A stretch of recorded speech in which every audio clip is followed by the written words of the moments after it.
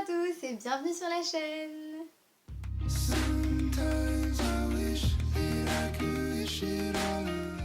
Aujourd'hui on se retrouve dans une nouvelle vidéo pour vous parler de tous ces livres parce que voilà, c'est un book haul. Donc ce book haul c'est en fait la deuxième partie du book haul que j'avais posté récemment parce que c'est aussi un mélange de livres qui ont rejoint ma bibliothèque il y a longtemps, certains il n'y a pas longtemps, enfin c'est un gros mélange et comme je l'avais dit la dernière fois, enfin je sais pas si je l'avais dit la dernière fois mais comme je l'avais dit ou pas, il y aura un autre book haul pour vous présenter vraiment mes récentes, comment on dit, les récents livres qui sont arrivés dans ma bibliothèque. Bref, trêve de blabla, c'est parti. On commence tout de suite avec Les Royaumes du Nord de Philippe Pullman. Donc c'est le tome 1 de À la croisée des mondes. Attendez, Les Royaumes du Nord c'est le titre du livre ou de la série? Oui, non. Donc À la croisée des mondes, tome 1, Les Royaumes du Nord de Philippe Pullman, publié chez Folio Junior. Donc ce livre, je connaissais son existence depuis très longtemps, notamment grâce à une amie que je connais sur Bookstagram, mais qui avant était sur Wattpad, enfin qui est toujours sur Wattpad d'ailleurs, et elle écrit une fanfiction sur l'univers de ce roman et de cette trilogie, parce qu'il me semble que c'est une trilogie, en effet. J'avais donc très envie de le lire, surtout que j'avais appris qu'il y avait une série. J'ai toujours pas regardé la série parce que je vais d'abord lire les livres. Et ce livre, en fait, j'étais jamais tombée dessus, donc j'avais jamais eu l'occasion de l'acheter. Et pendant les vacances, les grandes vacances, je suis tombée dessus, je me suis dit, mais tu l'achètes en fait. Parce que j'étais jamais tombée dessus encore et mon rêve un peu de le découvrir, de découvrir cette trilogie. Oula pardon. Donc c'était un peu un rêve de découvrir cette trilogie. Alors, de quoi ça parle? Oui, je sais, hein, je sais. Alors, on suit la jeune Lyra qui va voir son meilleur ami disparaître parce qu'il va être capturé par un ravisseur d'enfants. C'est très cool, vous le voyez. Un ravisseur d'enfants qui opère dans le pays. Lyra va donc se lancer sur ses traces parce que c'est son meilleur ami, qu'elle veut le sauver. Ça se comprend. Et elle va donc embarquer dans un périlleux voyage vers le Grand Nord qui va lui révéler ses extraordinaires pouvoirs et qui va la conduire à la frontière d'un autre monde. Comme vous le voyez, je ne connais absolument pas le résumé, donc je l'ai lu toutes les 30 secondes. J'ai très hâte de découvrir ce livre, franchement, je ne saurais expliquer à quel point j'ai hâte.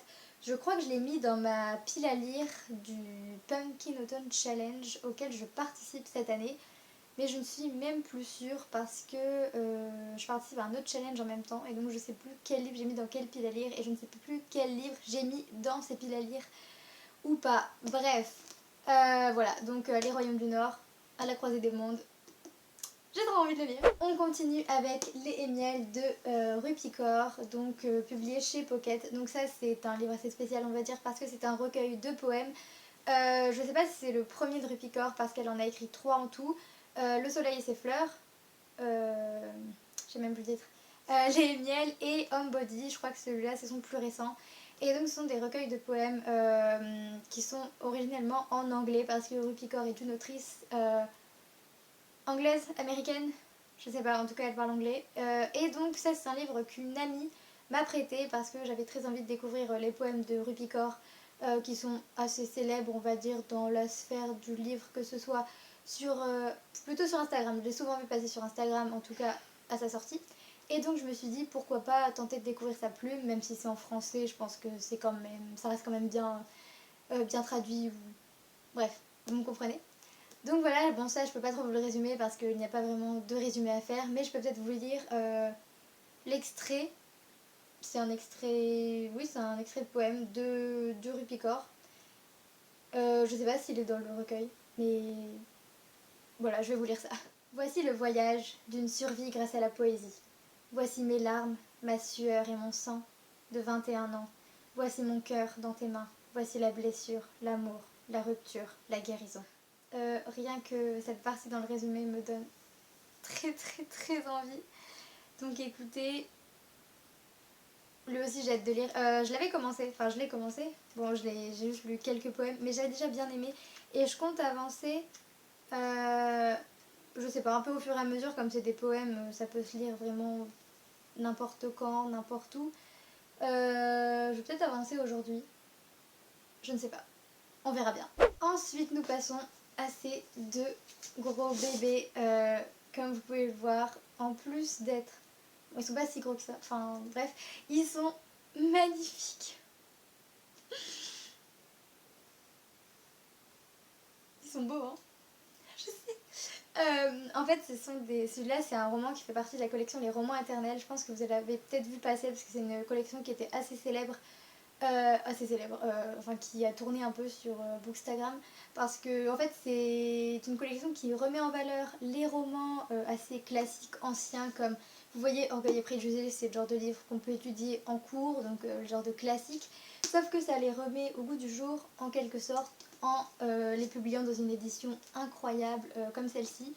Donc je sais pas vous, mais moi, voir le livre comme ça me donne beaucoup plus envie de le lire que s'il était, enfin que si je devais le lire dans une édition folio, je sais pas quoi, assez moche. D'ailleurs, j'ai Orgueil et Préjugés dans... Attendez, vous allez comprendre. Alors, je crois qu'il est là. Voilà. J'ai Orgueil et Préjugés dans la collection Folio Classique. Cette belle collection que je n'aime pas. Enfin, pour les livres de cours, en vrai, ça passe, mais... Admirez. Lequel avez-vous envie de lire? Celui-là? Bonne réponse. Je sais pas si je vais vous le résumer, honnêtement, même si en vrai il y a le résumé là. Mais voilà, c'est un classique, c'est une romance. J'ai pas vu le film non plus, mais j'ai très envie de le lire. Je sais même pas si je vais aimer, je sais même pas quand est-ce que je vais le lire parce que voilà, c'est un classique, je sais même pas si je vais réussir à me plonger dedans, tout ça. Mais il est magnifique, donc déjà ça fait une belle déco. Et en plus, bah, je sais même plus ce que j'allais dire. Ça me donne envie de le lire tout simplement. Et donc nous avons ensuite La Machine à explorer le temps de H.G. Wells. J'ai même pas dit, je crois que l'autre c'était de Jane Austen, mais je pense que vous le savez, c'est assez connu. Donc là c'est pas la collection Les Romans Éternels, c'est une autre collection qui s'appelle Les Maîtres du Fantastique. Donc ah oui, en fait je vous ai pas dit, mais ces collections, enfin je les ai trouvées dans un supermarché, à Intermarché plus précisément. En fait ça paraît toutes les 2 semaines chez votre marchand de journaux comme ils disent dans les pubs. Et donc à chaque fois faut... Enfin ça devient de plus en plus cher je crois au fur et à mesure. Enfin là comme c'était la première parution ils étaient pas chers, je crois qu'ils étaient seulement à 10 € ou... Non à tous les coups ils étaient à 5. Attendez, je sais plus du tout. Mais là c'est la collection Les Maîtres du Fantastique où en fait c'est des livres, aussi des anciens livres entre guillemets, mais plus tournés vers le fantastique ou l'horreur. Parce que j'ai vu, il y a Dracula, il y a Frankenstein, et ils sont tellement magnifiques que j'ai envie de tous les avoir et tout simplement de tous les lire. Donc voilà, je sais pas du tout ce que raconte ce livre, mais je crois que cet auteur, il est considéré un peu comme l'inventeur de la dystopie, ou en tout cas comme un des premiers auteurs à avoir écrit de la dystopie, donc je pense que ça c'est de la dystopie. Et il a écrit La Guerre des Mondes, je crois que c'est lui si je me trompe pas, et lui aussi est dans cette collection là, et lui aussi c'est un début de dystopie, je crois que c'est des martiens qui attaquent la Terre, genre un peu le début de ce délire, ou le premier livre à aborder ce délire-là. Je suis absolument pas sûre de ce que je dis, mais voilà. Donc lui aussi il est magnifique, lui aussi ça peut faire une magnifique déco. Et en plus, je rêvais trop d'avoir des livres durs, comme ça. Et donc j'en ai. Donc l'excitation est présente. On continue avec Se taire ou mourir de Karen M. McManus. Karen M. McManus, c'est ça. Un peu compliqué. Publié chez, je sais même pas, chez Nathan. Donc elle, si vous le connaissez, cette autrice, c'est sûrement grâce à son livre Qui ment. Un peu un thriller, une enquête pour adolescents. Et elle a écrit la suite qui s'appelle Qui meurt. Mais elle a écrit aussi ce roman Se taire ou mourir. Ce thriller qui a l'air vraiment palpitant, prenant, tout ce que vous voulez, et parfait pour Halloween. D'ailleurs, lui, je sais que je l'ai mis dans ma petite LR du Pumpkin Autumn Challenge. D'ailleurs, le Pumpkin Autumn Challenge, en fait, c'est un challenge organisé par Guimos, qui a une chaîne YouTube et un compte Instagram. Si j'y pense, je vous mettrai tout dans la barre d'infos. Vous pouvez trouver ma pile à lire sur mon compte Instagram. Et si vous voulez participer, vous pouvez toujours y participer. Je crois que ça s'arrête ça s'arrête fin novembre. Donc en soi, vous avez encore du temps. Vous n'êtes pas obligé de mettre 36 000 livres aussi. Mais je sais que on est peut-être du genre à vouloir mettre 36 000 livres dans nos piles à lire. Donc dans ce roman, on est dans la petite ville de Echo Ridge, qui est une petite ville de carte postale, comme le dit le résumé. Et on suit Ellery, la nouvelle élève qui, elle, malheureusement, je pense qu'on peut le dire, ne connaît que la rubrique des faits divers par rapport à cette ville. Et elle sait qu'il y a deux jeunes filles, dont sa tante, donc la tante d'Ellery, donc deux jeunes filles qui ont disparu au cours des 20 dernières années après le bal de promo. Et il est dit que le prochain bal de promo approche et qu'à cette occasion, les menaces recommencent à l'encontre des prétendantes au titre de reine. Ah oui, donc je pense que c'est ça. Les deux jeunes filles qui ont disparu, ce sont les jeunes filles qui ont prétendu au titre de reine au bal de la promo ou qui sont devenues reines. Bah non, parce qu'il n'y a qu'une seule reine. Donc peut-être les personnes qui ont prétendu au titre de reine. Mais il est dit, tout simplement à la fin, des secrets bien enfouis, pourraient tuer. Voilà, des secrets bien enfouis pourraient tuer à nouveau. Donc là aussi, je ne connaissais pas le résumé, à part que c'était un thriller, qui a eu des meurtres, qui a une histoire de mystère, une enquête. Ça a l'air top. En fait, j'avais lu le premier chapitre dès que je l'avais reçu. Alors lui, je l'ai reçu vraiment à Noël dernier, ou à mon anniversaire de l'année dernière. Mais donc c'est en décembre, du coup je l'ai reçu en... Ça fait pratiquement un an qu'il est dans ma pile à lire. Oh non! C'est pas grave.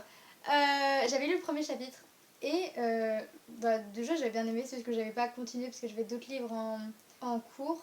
Et attendez, je retrouve la fin du dernier chapitre. Ah oui, je me souviens de cette fin. Je comprends pas pourquoi j'ai pas continué tout de suite, mais il va être lu, je pense. Vraiment. Là, le fait d'en reparler, ça me remet dans le mood un petit peu qui fait peur, thriller. J'adore. Et enfin, pour finir, on parle de... Je vais bien. On parle de La vie invisible d'Adi Larue de Viu Schwab, publié aux éditions Lumen. Alors, ce roman, vous l'avez sûrement vu énormément passer parce qu'il est devenu très populaire. Beaucoup de gens l'ont acheté à sa sortie, dont moi, parce que je suis un mouton. Alors, c'est surtout qu'il me tentait, même s'il est énorme. Il fait clairement genre 700 pages, mais il est magnifique, c'est un objet livre d'une beauté sans pareil, surtout que cette jaquette en fait peut se retirer pour... Attendez, je ne galère pas du tout. Voilà, je sais même pas si vous voyez, mais donc il y a le visage de Adi, l'héroïne, caché derrière. C'est beau hein, je sais. Donc La vie invisible d'Adi Larue, ça raconte l'histoire d'Adi qui un soir de 1714, si je ne me trompe pas, va sceller un pacte avec le diable. Très très mauvaise idée, hein, je pense qu'on est tous d'accord là-dessus. Mais ce pacte va lui permettre de vivre éternellement, mais en contrepartie, plus personne ne pourra se souvenir d'elle. Plus personne ne pourra se rappeler ni de son nom, ni de son visage, elle ne peut laisser aucune trace de son passage. Elle est destinée à être oubliée, tout simplement. Elle est invisible. Et la jaquette a glissé. Attendez. Ah, mais c'est une passion d'admirer les livres ou quoi? Alors oui, c'est assez extraordinaire de vivre éternellement parce qu'elle va voyager à travers les siècles, elle va voir les évolutions, elle va tout voir, elle va tout vivre.